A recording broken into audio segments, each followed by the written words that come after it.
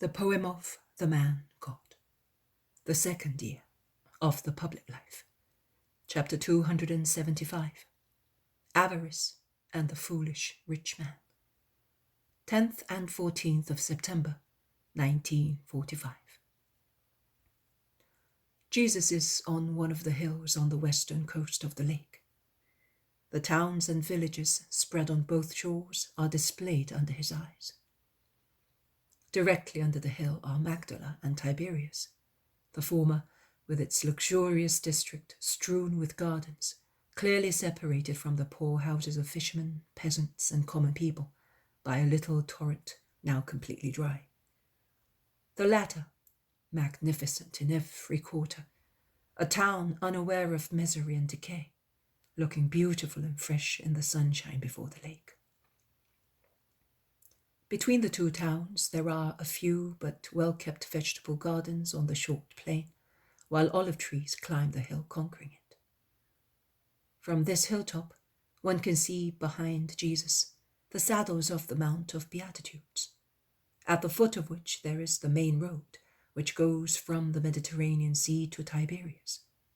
Perhaps Jesus has chosen this place because it is so close to a very busy road, and thus people can come here from many towns, both on the lake and in the inland of Galilee, and then go back home in the evening or find hospitality in many of the towns. The climate is also mild because of the height, and also because the tall trees on the upper slopes have replaced the olive trees. There are, in fact, many people besides the apostles and disciples, people who need Jesus for health reasons or for advice, people who have come out of curiosity, or led by friends, or in a spirit of imitation. In brief, there is a large crowd. The season, which is no longer hot, but tends to the languid pleasantness of autumn, encourages pilgrims to come in search for the Master. Jesus has cured sick people and has spoken to the crowd on the subject of wealth unjustly attained and detachment therefrom, as is necessary in everyone who wishes to gain heaven, and is essential in those who want to be his disciples. He is now replying to the questions of this or that rich disciple, who is somewhat upset by such requirement. John the scribe says, "Must I destroy what I have, thus depriving my family of what is due to them?" No, God gave you some property. Let it be useful to justice, and make just use of it. That is, assist your family by means of it, which is your duty. Treat your servants humanely, and that is charity. Help the poor and the poor disciples in need. Your wealth thus will not be a hindrance, but an aid. Then addressing the crowd, he says, "I solemnly tell you that also the poorest disciple can be in the same danger of losing heaven through attachment to riches if he acts against justice by coming to terms with rich people after he has become a priest of mine. A rich or wicked man will often endeavor to seduce you with gifts to make you agreeable to his way of living and to his sin. And among my ministers there will be some who will yield to the temptation of presents. That must not happen. Follow the Baptist's example. Although he was not a judge or a magistrate, he possessed the perfection of judge and magistrate, as pointed out in Deuteronomy. You must be impartial. You must take no bribes, for a bribe blinds wise men's eyes and jeopardizes the cause of the just. Too often, man allows the edge of the sword of justice to be blunted by the gold which a sinner rubs on it. No, that must not happen. Learn how to be poor, how to die, but never come to terms with sin, not even with the excuse of using that gold for the poor. It is cursed gold, and would bear no good. It is the gold of a disgraceful compromise. You have been appointed masters, that you may be masters, doctors, and redeemers. What would you be if your own interest led you to agree to wickedness? Master of evil science, doctors who kill their patients, not redeemers, but parties to the ruin of hearts. One of the crowd comes forward and says, I am not a disciple, but I do admire you. Answer this question of mine. Is it lawful to keep the money of another person? No, man. It is larceny, like robbing the purse of a passerby. Even if it is family money? Of course. It is not right that one should take possession of the money belonging to all the others.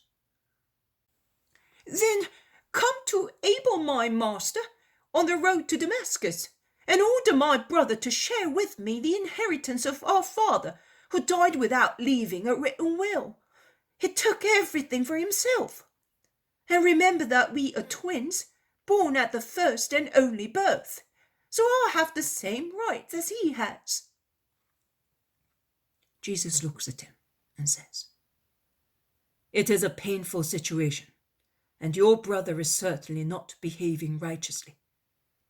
But all I can do is to pray for you and for him, that he may change, and I can come to your village and evangelize, and thus touch his heart.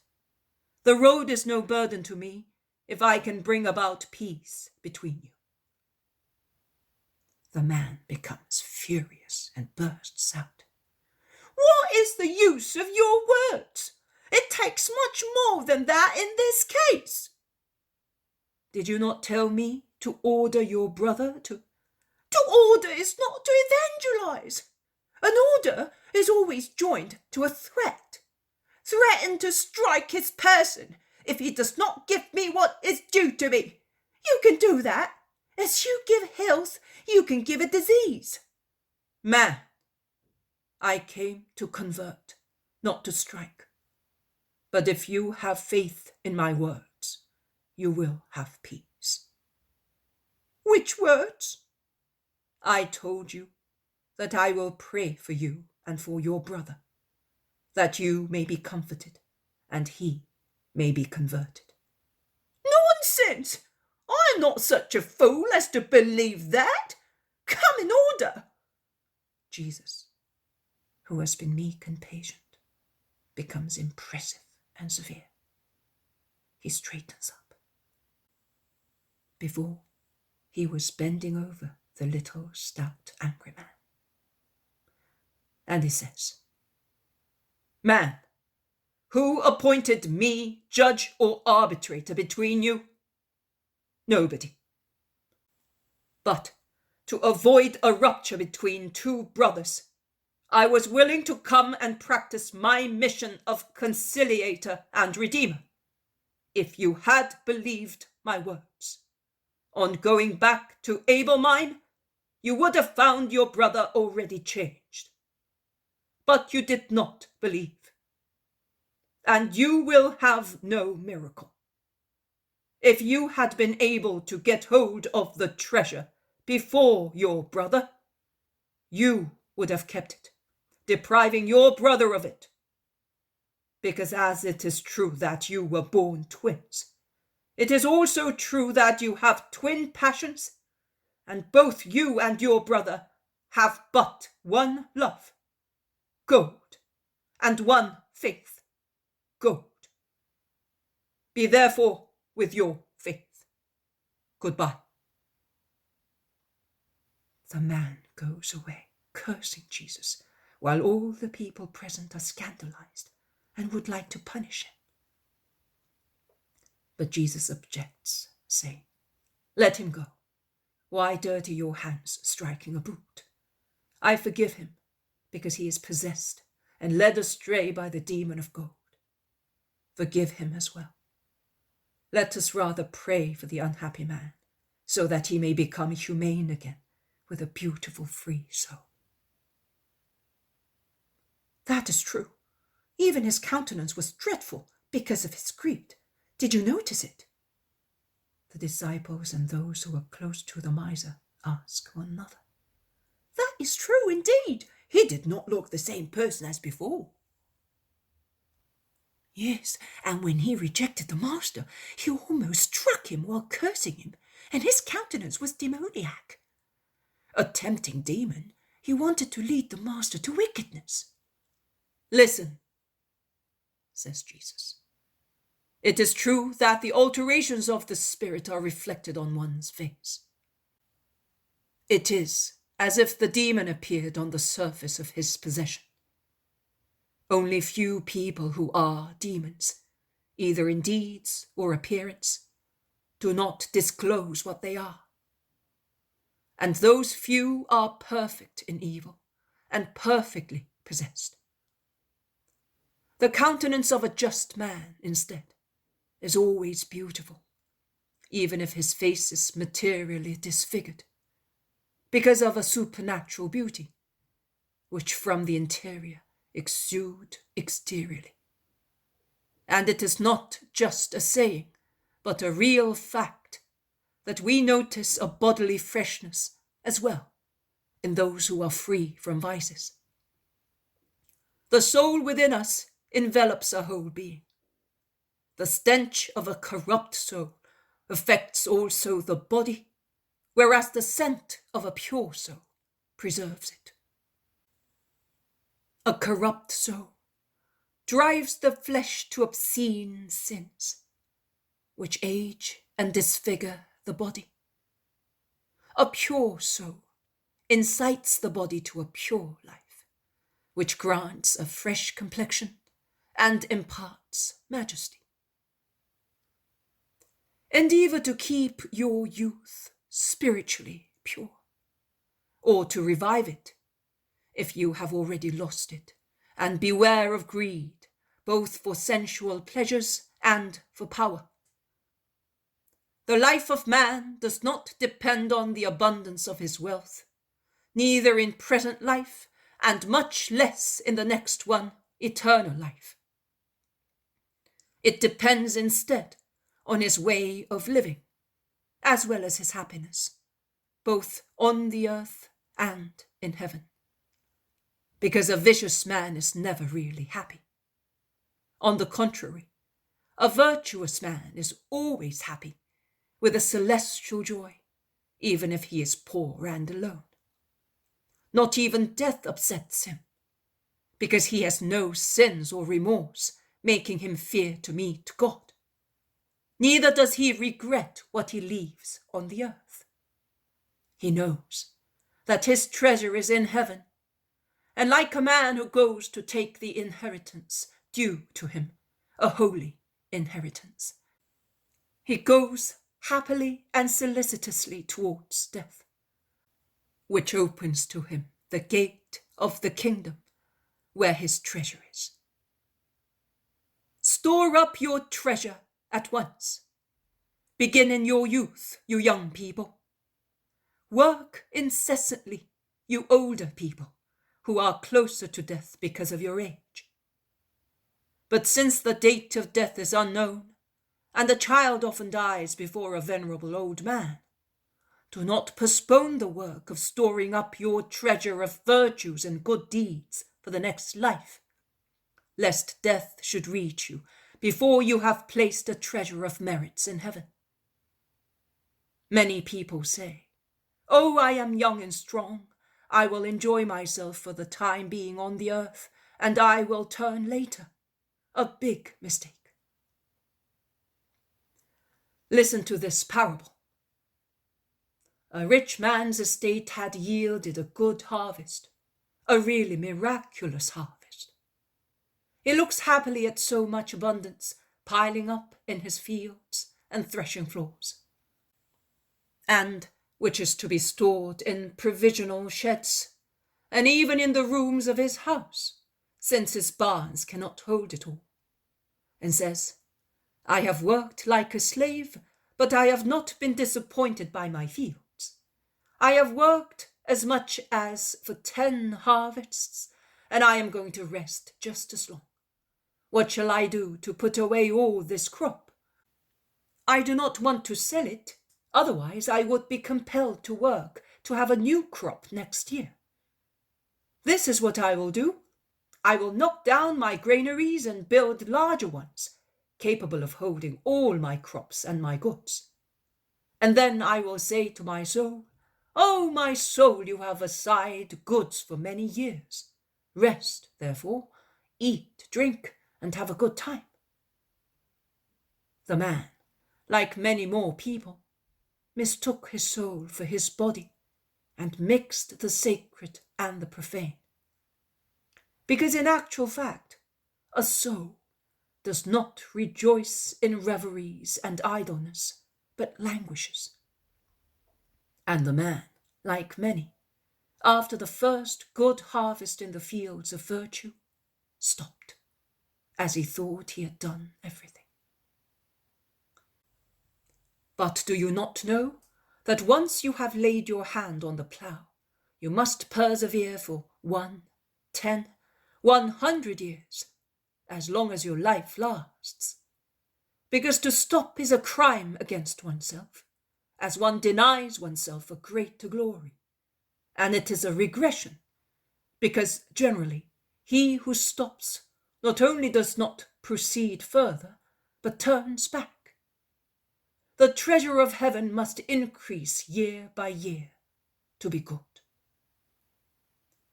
Because if mercy is benign to those also who had few years to store it up, it will not be an accomplice of lazy people who in a long life do little.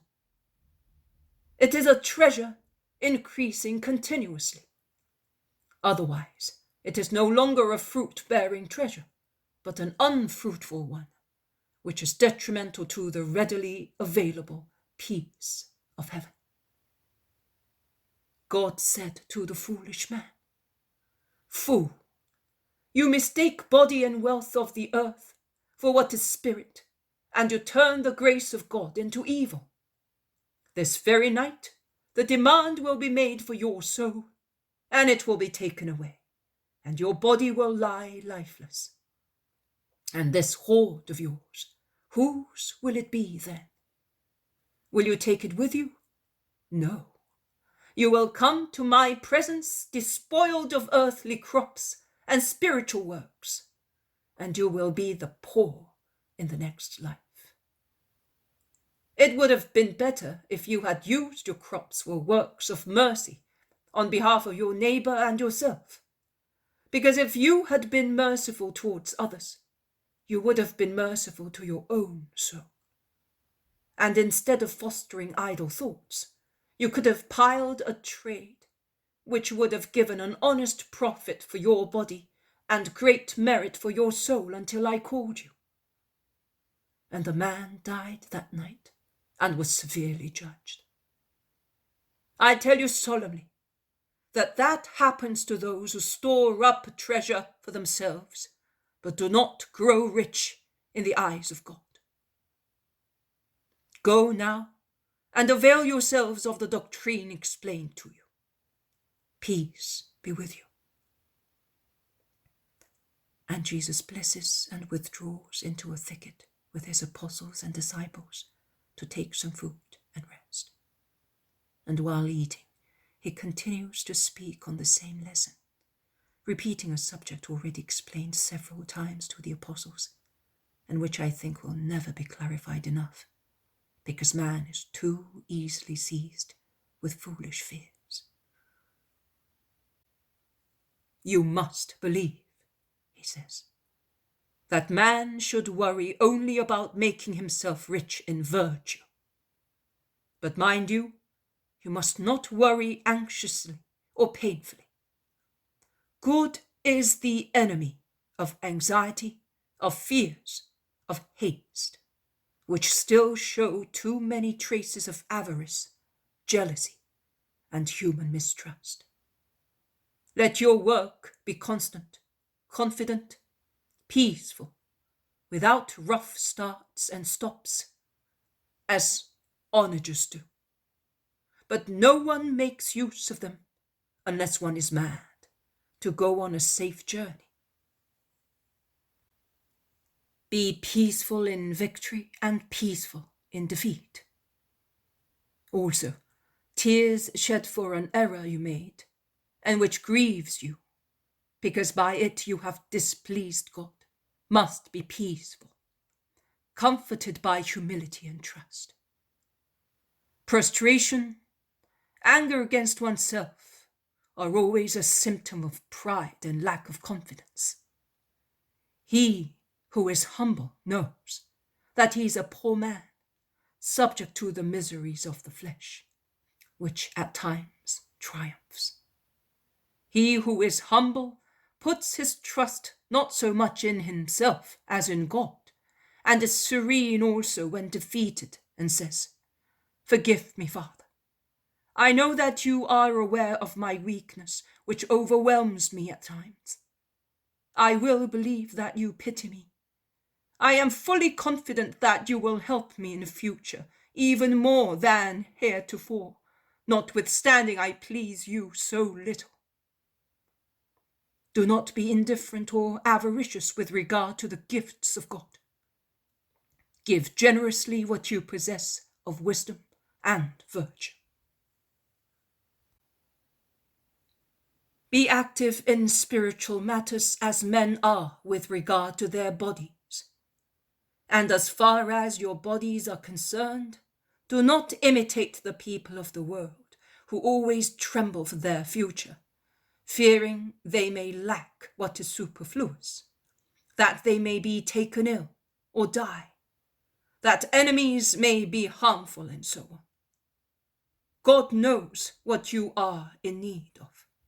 Therefore, be not afraid for your future. Be free from tears, which are heavier than the chains of galley slaves. Do not be anxious about the necessities of life, what you will eat or drink, and how you will clothe yourself. The life of the spirit is worth more than the life of the body, and the body is worth more than clothes, because you live with your bodies and not with your clothes. And through the mortification of your bodies, you help your souls to attain eternal life. God knows how long he will leave your souls in your bodies, and he will give you what is necessary until that hour. He gives it to crows, impure birds, which feed on corpses, and the reason for their being is just to remove putrefying corpses. And will he not give you what is necessary? Crows have neither larders or granaries, and God feeds them just the same. You are men, not crows. At present, you are the cream of men, because you are the disciples of the Master, the evangelizers of the world, the servants of God. And can you possibly think that God may neglect you, even for what concerns your clothes, since he takes care of the lilies of the valleys and makes them grow and clothes them with such beautiful robes that Solomon never possessed the like? And yet they do no work but scent, worshipping God. It is true that by yourselves you cannot add one tooth to a toothless mouth, or lengthen by 1 inch a contracted leg, or make dimmed eyes bright. And if you cannot do such things, can you think you may be able to repel misery and diseases and turn dust into food? You cannot. But do not be of little faith. You will always have what you need. Do not worry like the people of the world who strive to satisfy their pleasures.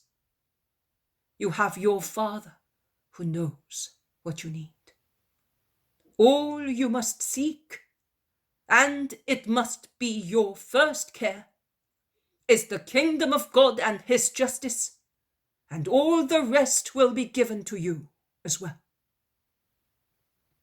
Be not afraid, my little flock. My Father was pleased to call you to the kingdom, that you may have his kingdom. You may, therefore, aspire to it and assist the Father through your goodwill and holy activity. Sell your property and give the money to charity if you are alone.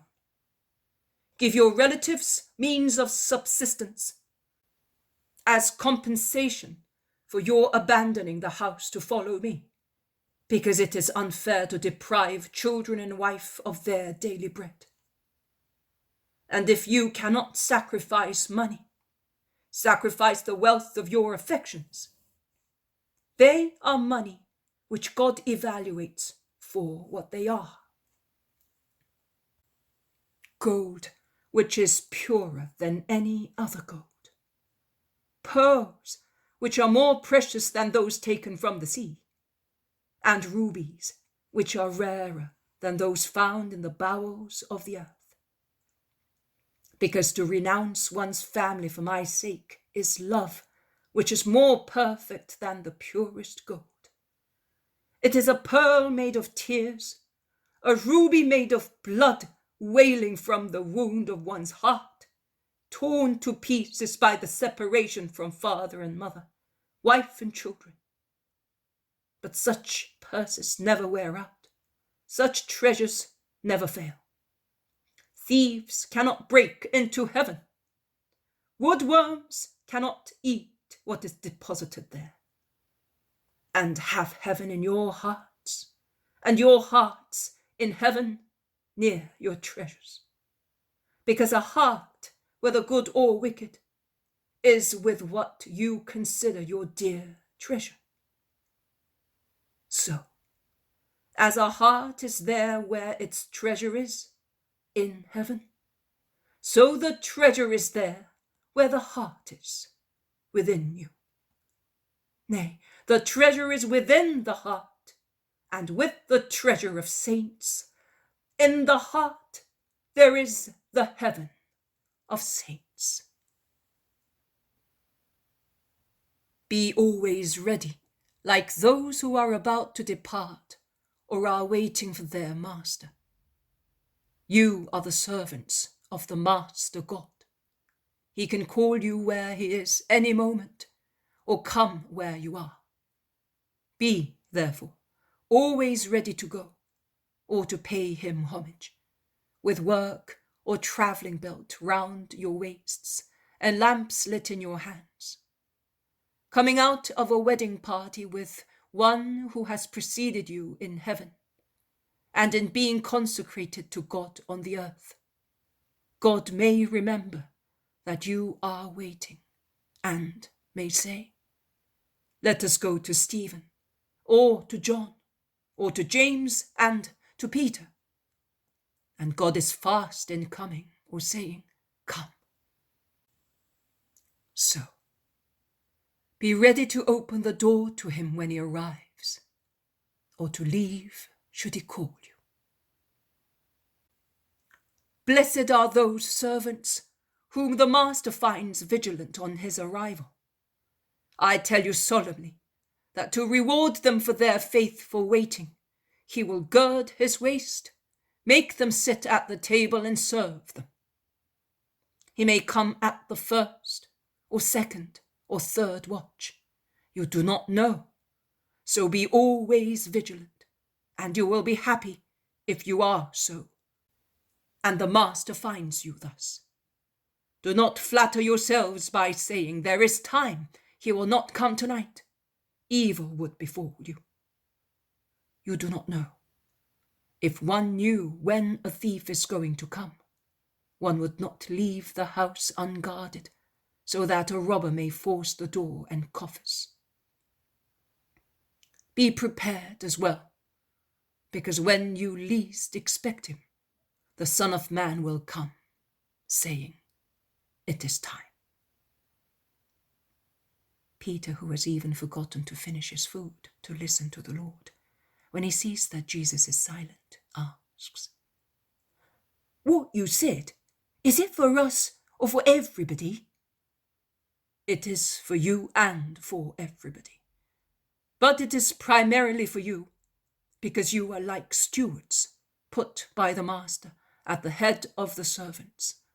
And it is your duty to be twice as vigilant, both as stewards and as simple believers.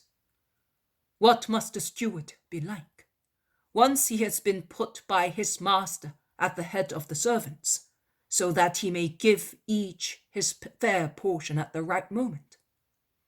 He must be shrewd and loyal, in order to fulfill his own duty and make his subordinates fulfill theirs.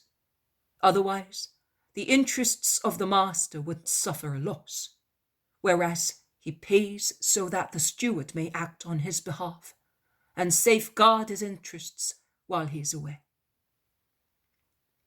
Happy is the servant whom the master finds acting loyally, diligently, and honestly on his returning home. I tell you solemnly that he will appoint his steward over other estates, over all his estates, and will relax and rejoice in his heart because of the reliability of his servant. But if the servant says, "Well, my master is far away and has written to me that he will be delayed in coming back home, so I can do what I like, and I will do the necessary when I think he is about to come," and he begins to eat and drink until he gets drunk and gives crazy orders, and as the good servant under him refused to carry them out, not to cause damage to their master, he beats servants and maids until they are taken ill and decline. And thinking that he is happy, he says, "At last I relish being the master and feared by everybody." But what will happen to him? It will happen that the master will arrive when he least expects him, catching him perhaps in the very act of pocketing money or bribing some of the most unreliable servants.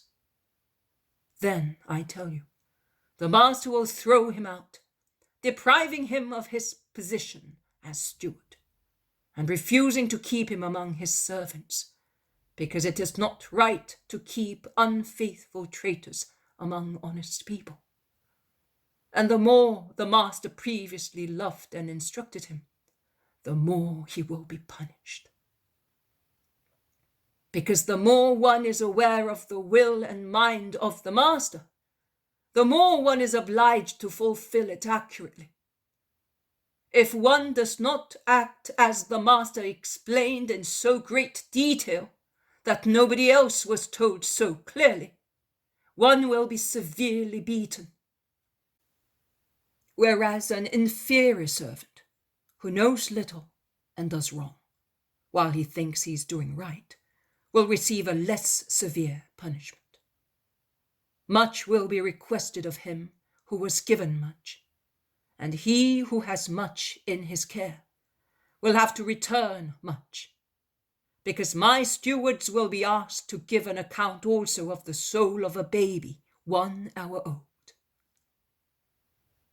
My lection is not a cool relaxation in a flowery little wood. I came to bring fire on the earth.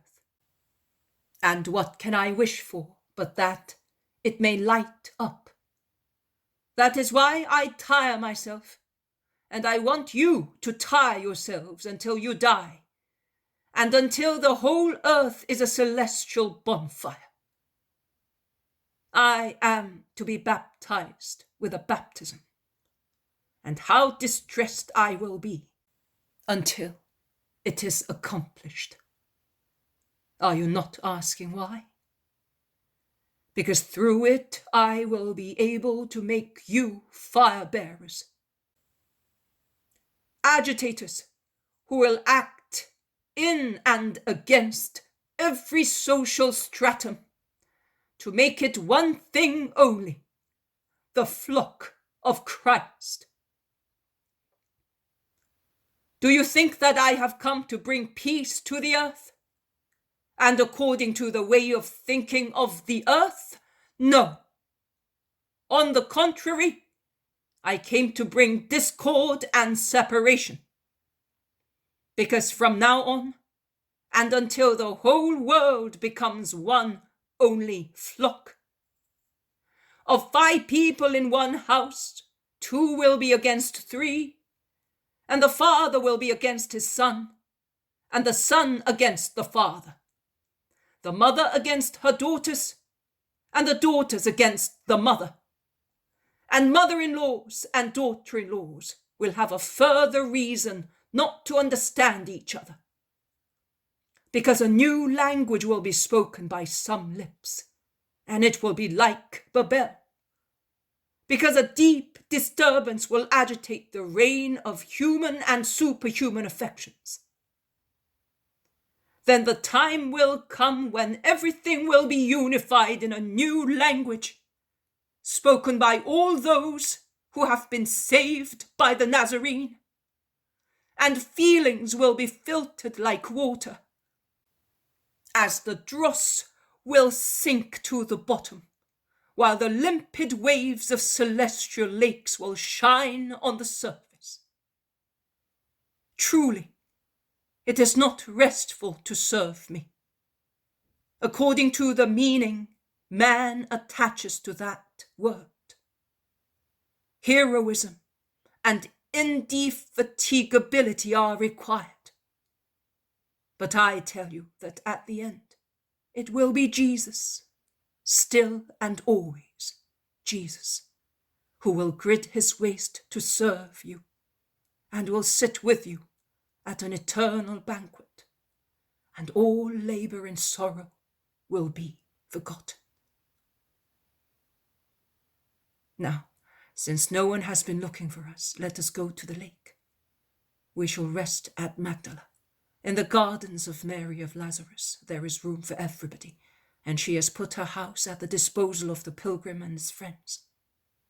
There is no need for me to tell you that Mary of Magdala died with her sin, and she has risen again from her repentance as Mary of Lazarus, the woman disciple of Jesus of Nazareth.